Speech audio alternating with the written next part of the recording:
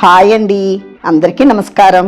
నేను మీ Sujatha Ravindranath. Easy lunch box రెసిపీస్లో ఈరోజు బియ్యపు రవ్వతో పులిహార చేసి చూపించిపోతున్నానండి.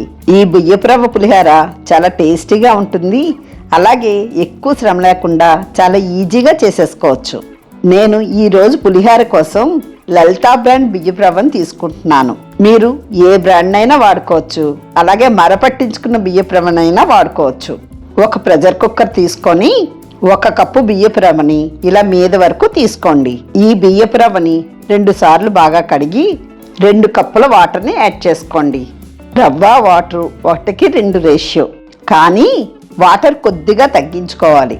అందుకోసమనే రవ్వని కప్పు మీద వరకు కొలుచుకోమని చెప్పాను.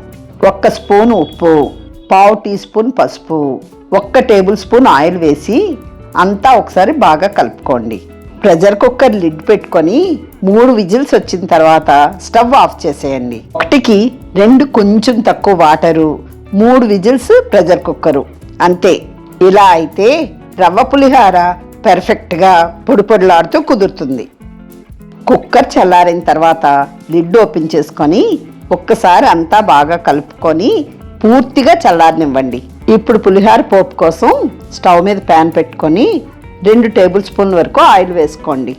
ఆయిల్ వేడెక్కిన తర్వాత 2 టేబుల్ స్పూన్ల వరకు పల్లీలు వేసుకొని లో ఫ్లేమ్లోని కలుపుకుంటూ వేయించుకోండి.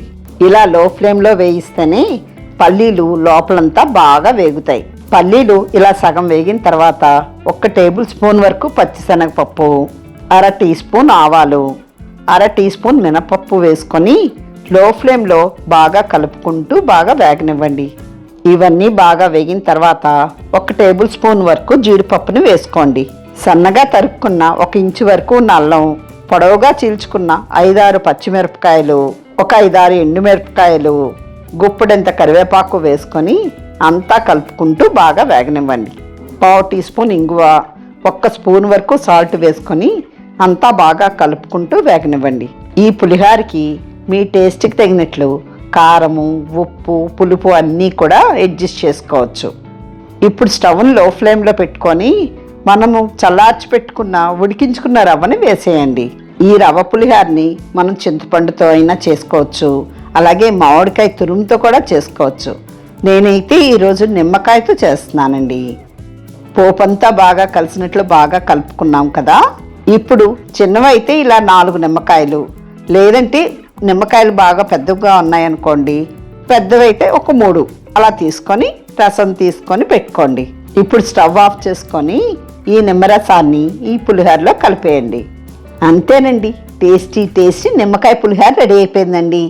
దేవీ నవరాత్రులు కదా, అమ్మవారికి నైవేద్యంగా కూడా పెట్టుకోవచ్చు, అలాగే మీ లంచ్ బాక్స్లోకి తీసుకెళ్ళడానికి కూడా చాలా బాగుంటుందండి. మీరు కూడా ఈ రెసిపీ ట్రై చేసి నా ఛానల్ ఇంతవరకు సబ్స్క్రైబ్ చేసుకోకపోతే సబ్స్క్రైబ్ చేసుకొని లైక్ చేసి మీ ఫ్రెండ్స్కి షేర్ చేసేయండి.